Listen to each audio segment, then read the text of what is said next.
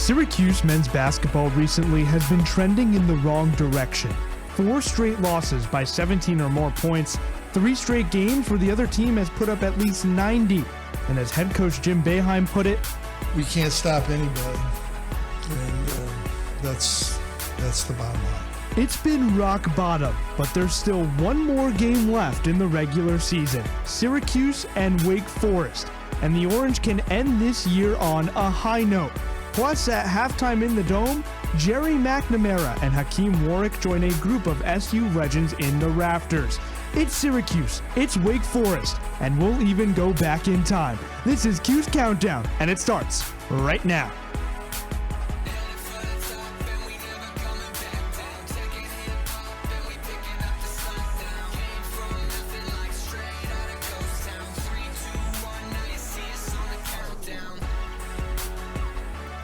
Welcome into the CitrusTV studio for Cuse Countdown. Alongside Ethan Frank and Jack Gordon, I'm Ben Spector.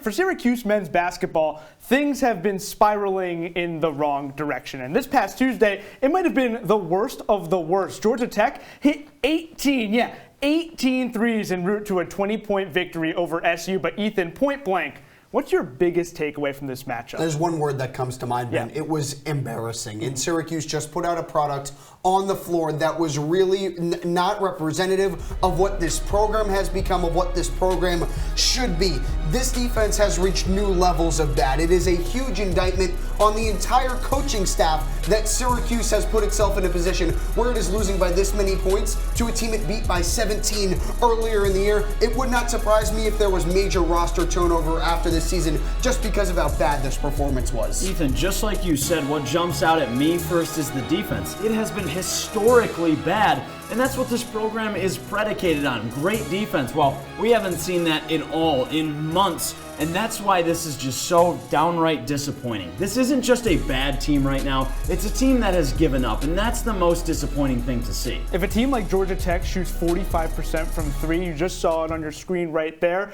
you're going to win many games. Georgia Tech shot 45% from beyond the arc, won by more than 20. But the season isn't over yet. One more game on the schedule, that contest inside the Dome, SU and Wake Forest. So Jack, for the Orange, who are you looking at to finish the regular season strong against the Demon Deacons and go into the ACC tournament hot? Well, Ben, I know we don't really like to focus on an individual effort over the team usually because this is obviously going to be a tough one for Syracuse to win, but I really want to see Benny Williams play well here. He's a guy that's played well down the stretch.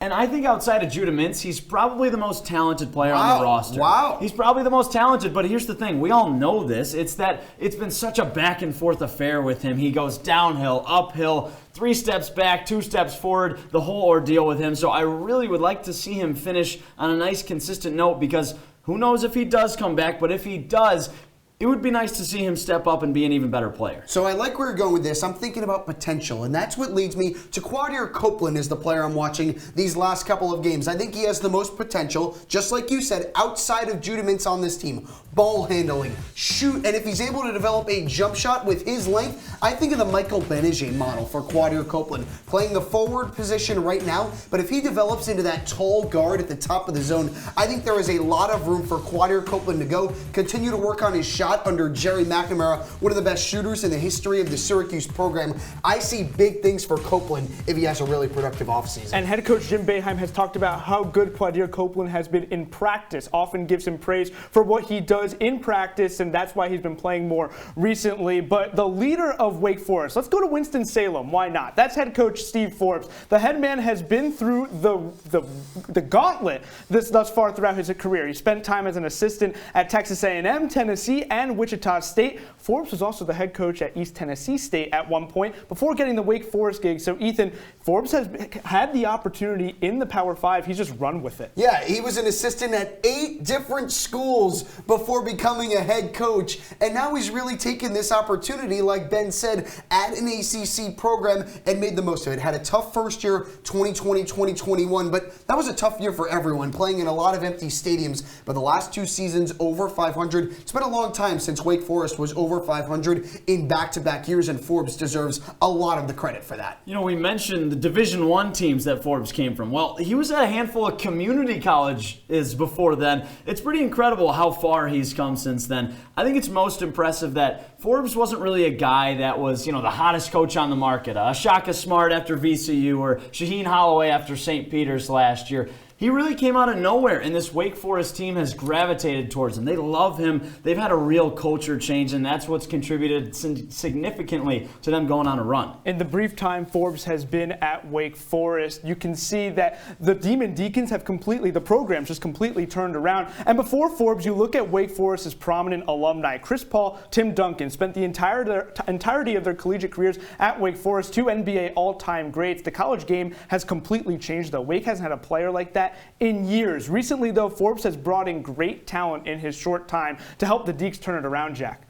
Yeah, and the biggest thing with Forbes so far has been his ability to bring in these transfers. Last year starts with Alondis Williams, leading scorer in the ACC, and now Tyree Appleby. It's been such a big difference because this was a Demon Deacons program that was depleted of talent, and he's just bringing it in, picking guys off, and stealing guys from Indiana State, too. Jake LaRavia. Right. I was about to mention Jake LaRavia. This is a guy that became a first-round pick in the NBA of the Memphis Grizzlies and has made a real difference in the professional ranks. And it's not like Steve Forbes is taking guys from Power 5, Power 6, big-name schools. He's taking guys from mid-majors, really small programs, developing them in the offseason. And because of the transfer portal, if you still had to sit out a year, Steve Forbes' rebuild at Wake Forest would have taken much longer than 2 or 3 seasons. It would have been a 4, 5, 6 year process. But because of the new rules in college basketball, he's been able to make an impact as head coach immediately and fill this roster with talent. Forbes does dip in the Power 5, though. One of those transfers came from Florida, and that is guard Tyree Appleby. The fifth-year averaged just over 10 points per game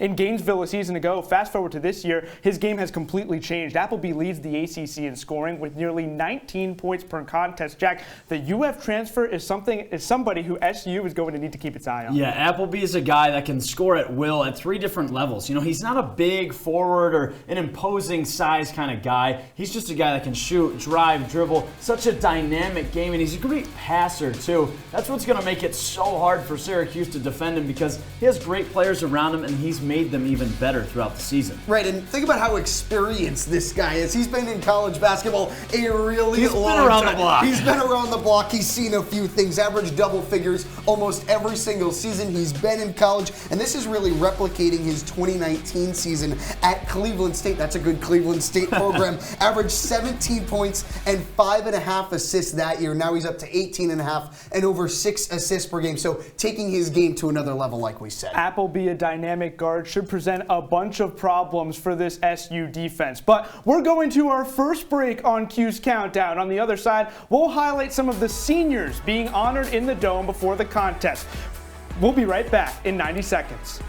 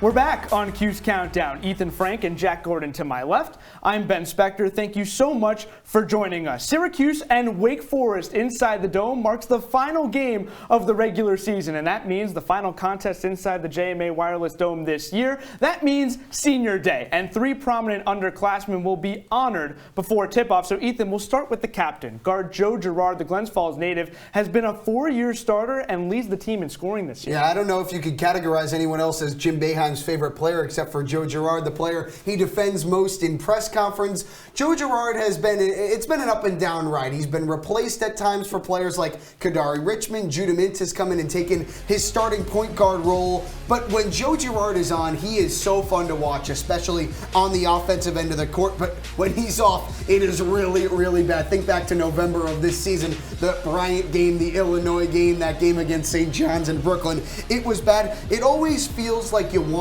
more from Joe Girard, but the comparisons to him, he came in as a guy that was compared to Jerry McNamara with the way he played. That was completely unrealistic. And for Joe Girard to have not lived up to that, that's okay. He's played to who he is, and his legacy is what it should be. Is a fine player, but never would have been the best player on a good team. Ethan, when you come into college and your comparison as a guy getting his jersey retired on Saturday, that's pretty hard to live up to. And that's why I think Joe Girard has had a lot of unnecessary hate these past 4 years. I honestly think he's going to go down as a legend in this Syracuse program. Might not have a jersey in the Raptors, but he's been the glue for 4 years now. This guy bleeds orange. He's going to end top 20 in scoring at Syracuse all time. At the end of the day, he's been one of the best shooters in the entire country for 4 years now, and Syracuse will miss him when he's gone. Joe Girard can light it up for 20, 25, almost any given night. But from the backcourt to the front court, center Jesse Edwards, the Dutchman has improved immensely since coming to the Hill. And Jack, this season, the big man is averaging a double-double. Yeah, the most impressive thing with Jesse Edwards is that a lot of guys on the team, and Jim Boeheim too, they all say Edwards didn't look like he played much basketball before he got to Syracuse. Not very experienced, pretty clumsy, tripping over his own feet. And he's become one of the best big men in the entire ACC, averaging 14 and 10, a great shot blocker too. Jesse Edwards has really lived up to expectations and gone even higher than anyone thought he could when he got to Syracuse. Yeah, you think about when Jesse really started to blossom. That was the end of 2021 when Syracuse made a run to the Sweet 16. You think about the end of that regular season and then into the ACC tournament. Jesse Edwards starts to play more, but he had some big-time foul trouble issues. And as he's gotten older, he's gotten a little bit better, but those issues might still exist. He's a player that is still developing to play basketball at a very high level. I see Jesse having a very strong European basketball career, as we saw him in Eurobasket this past summer, going up against the likes of a guy named Nikola Jokic. Ever heard of him? Pretty good. NBA MVP right there. He's pretty good at the sport of basketball. But Jesse's development, a huge credit to assistant coach Alan Griffin, who's done a really good job getting Jesse ready for this big-time ACC play. It's been a really fun story to watch. Guys, 2 years ago against Houston in the Sweet 16 game, Jesse Edwards was huffing and puffing, asking to get off the court. Now, Jack, you talked about it. He looks like a completely different player. But off the bench now, Symir Torrance transferred in from Marquette 2 years ago, and the guard presents a unique story, a Syracuse native himself who, Ethan, got a chance to live out his dream playing in the Dome. He is the definition of a perfect role player, Ben. That is a guy you want on your team. He's a perfect third or fourth guard, depending on your roster. He's a great teammate. He's a leader. He knows what to do. His basketball IQ is high. He doesn't have all the tools you'd like in a basketball player. The shot, it's not there. The finishing ability at the basket, it's not there. But a terrific passer and someone who's solid on the defensive end as well to force turnovers in the zone. He does what he's asked to do, and that's what you have to love from a player like Symir Torrance. Right. The numbers don't always look pretty with him because he's not a guy that has a lot on his shoulders with this team. But a game that comes to mind with Symir Torrance when I think about him, the Duke game last season, ACC tournament. Buddy Boeheim, he might have punched Wyatt Wilkes in the stomach and gotten suspended. We might remember that. Torrance into the starting lineup. He ended that game with 11 assists. That's a lot of assists. Yeah, that sums up Torrance's career pretty well. He always did what he was asked to do. Was always a calming presence on the court and a real hound on defense too. So he's exactly what this Syracuse program has needed. A calming presence that will certainly be missed. So those seniors may be out the door soon, but recently Syracuse men's basketball, it hasn't been doing too well. Last season under 500, this year SU isn't even in the bubble conversation. Jack, what does the Cuse need to to do to work on to have success next fall? Ben, it's a total culture shift with this team because it's never really been an argument whether the talent is there on this 2023 squad. It's just always been, why are we questioning whether guys are playing, want to play, giving the effort, fighting for rebounds? That's the kind of thing that winning programs don't have. So if you can turn that around and have a group of experienced guys that are bought in,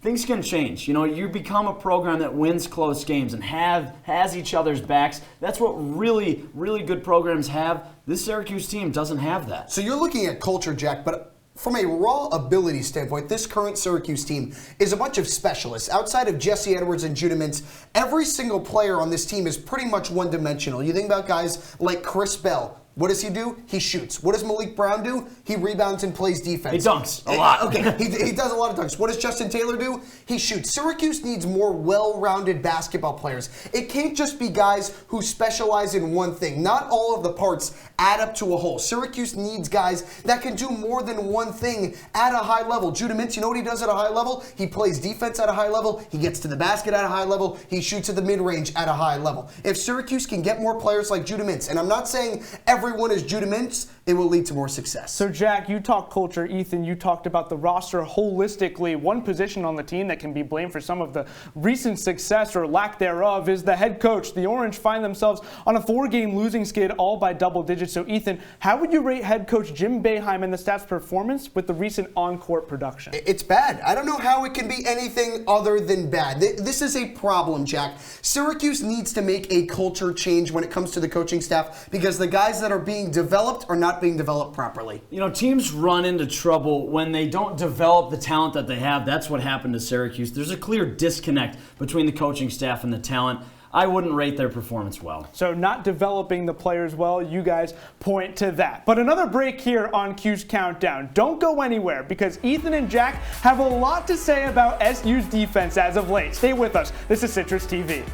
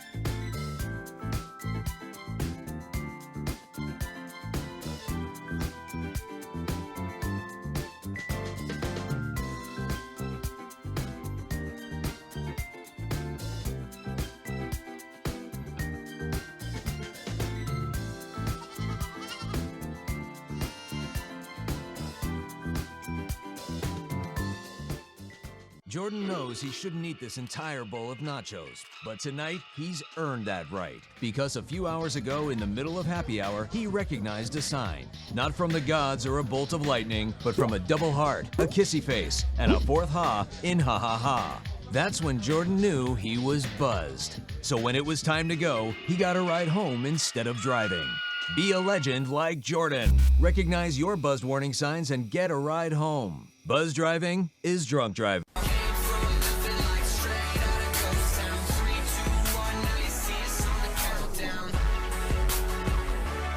Welcome back to Cuse Countdown with Ethan Frank and Jack Gordon. I'm Ben Spector. And guys, the desk is gone, and that's because we're here to break down the 2-3 zone. Guys, you already got into your defensive stance. Ethan, does the 2-3 zone work? Well, it can if you play like Jack and I, but it takes a lot of factors for the Orange to execute. It was pretty overpowering. Jack, what do you think? Ben, it's too old. These days, I don't think it's possible. Well, if you ask Jim Boeheim the question I just asked you two, he'll tell you it's just a part of his style.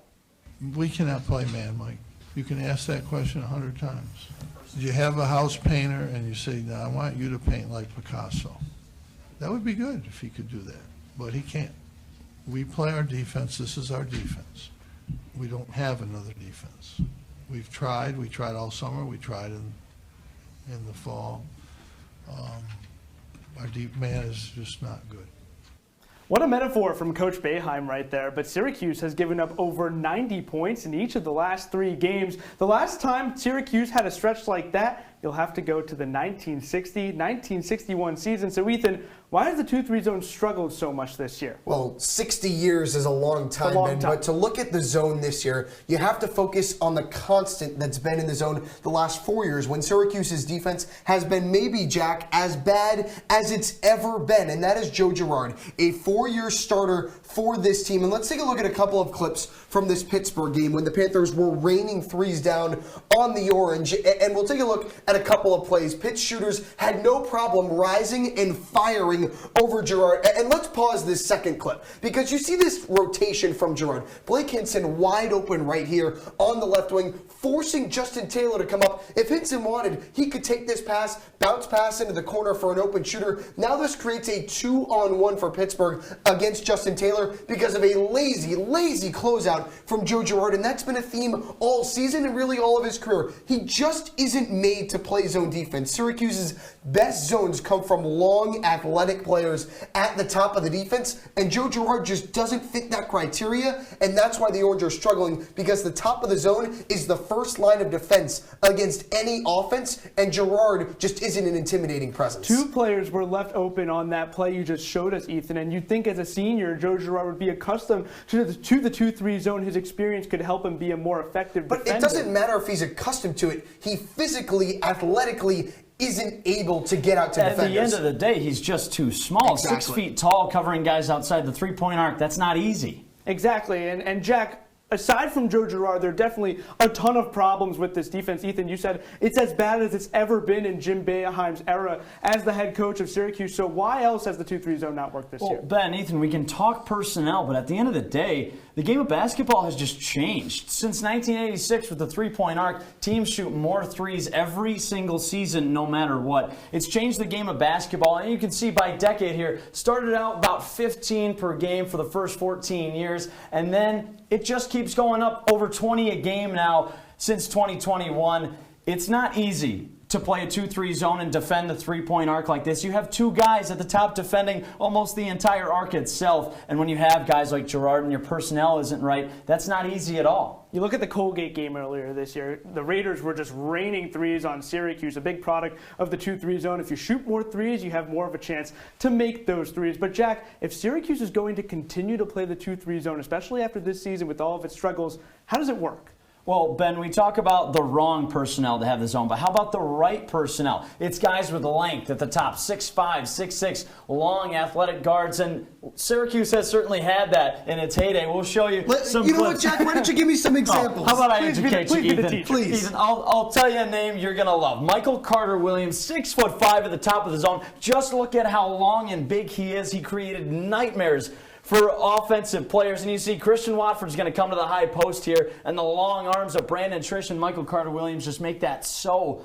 hard. And then, more recently, Kadari Richmond, another guy, really long at the top of the zone, just gets his hands in there. It's so tough for offenses to beat. Again, here with the long arms, just like Michael Carter-Williams, he doesn't even have to jump. Look at how tall and long Kadari Richmond is. That's the kind of guy Syracuse needs in its 2-3 zone. Kadari Richmond would come in to replace Joe Girard, and the defense looked exponentially better when the freshman was on the floor, the then freshman. But Ethan, I'll give you the exact same question. How does Syracuse continue to have a successful 2-3 zone going forward? Well, Ben, you have to look back at teams of the past. Think about in the ACC era when Syracuse went to the Final Four in 2016, when Syracuse went to the Sweet 16 in 2018. Its guards were super long, tall, and athletic, just like Jack was talking about. You think of Michael Benichet and Trevor Cooney in 2016, Tyus Battle and Frank Howard. When Syracuse finished with the 5th ranked defense in all of college basketball, this year the Orange 220th right now. And you look at the ACC ranks, no higher than 7th in each of the last 5 seasons, and you look at the first 5 years in the ACC, consistently in the top 5 of the conference. It's all about personnel that have made these changes and why Syracuse's defense is much worse than it has been, plus the fact that Jack was alluding to earlier, that teams are just better making threes nowadays than they have ever before and are taking more threes now than they have ever before. So it's personnel, it is the opponent, and it is just the ability to get the defense down, and Syracuse doesn't have that ability. credibility right now. I know that if a team finishes 220th in the country in defensive efficiency, that's significantly worse than finishing 5th in the country in defensive efficiency. But all right, one more break here on Cuse Countdown. On the other side, we'll tell you everything you need to know about the halftime festivities for this upcoming matchup. Stay with us.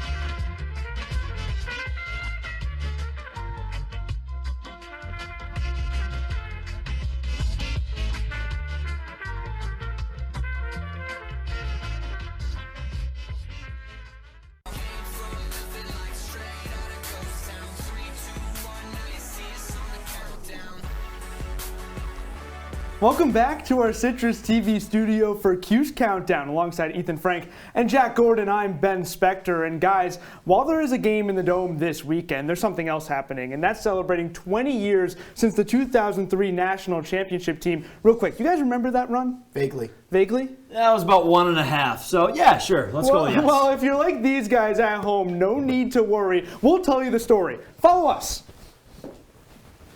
All right, 2002, the hype was real on the Hill. Syracuse was a young team led by the big three of Jerry McNamara, freshman, Carmelo Anthony here in the middle, freshman, and Hakeem Warwick right behind me, a sophomore. This squad, it started the season unranked, and in the first game of the year versus Memphis, Anthony made his mark. 27 points, 11 rebounds, but ultimately the Tigers took down the Orange by 7. From there, the Cuse got loose. SU won its next 11 games and had tons of success in the Big East. Syracuse went 13-3 in conference play with big wins over Georgetown in overtime, Pittsburgh in the Carrier Dome where guard Brandon Knight's buzzer beater from half court, it was called off, and Notre Dame twice. And Jerry McNamara sealed one of those wins with a late 3. Roll the tape, watch this, it's insane. SU down by 1, G-Mac from the right corner, splash. I don't even need to watch it. Syracuse wins by 2 points. McNamara would finish with 17 in that contest. The 13th ranked Orange entered the Big East tournament on a 7-game win streak, but fell in the semifinals to UConn. The sour taste from that tournament loss, though, it would only last for so long. Ben, we all know Syracuse made it to the finish line, but let's talk about how the Orange got there. First up, SU took on Manhattan. The Cuse only had a 4-point halftime lead, but made it past the Jaspers. The round of 32 now, down 27-10 against Oklahoma State at one point. Carmelo Anthony and Jerry McNamara were held without a field goal in the first half, but Syracuse tacked on 43 second-half points and won.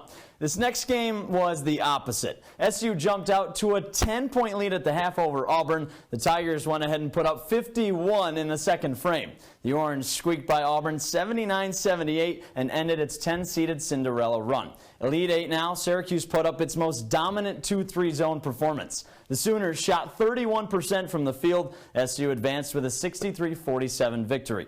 Syracuse, Texas. The Orange got caught in a shootout. If you're in a battle with some Texas gunslingers, you better have the best shooter of them all, Carmelo Anthony. He put up 33 points and 14 rebounds. A 95-84 win sent Syracuse to the national title.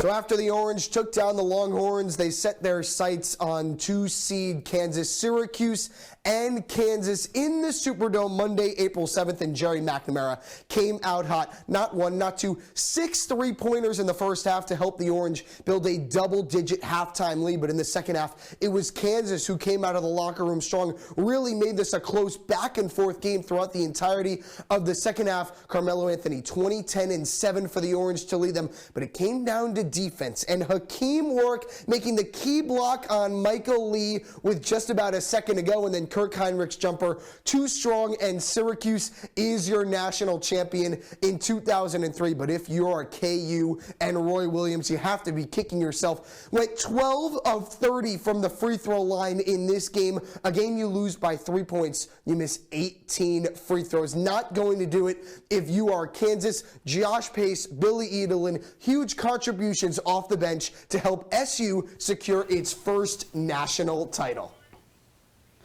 And guys, this season was spectacular. Ethan, undefeated at home. Yeah, you got to give credit to Troy Weaver. Was the first guy who spotted Carmelo Anthony. Give him all the props in the world for recruiting the best player in maybe Syracuse history. And how about Jim Boeheim getting over the hump in this one? Had been to the title twice, he finally got his first. Syracuse, Wake Forest inside the Dome on Saturday should be an emotional halftime honoring the 20th anniversary of the 2003 team. Enjoy the game.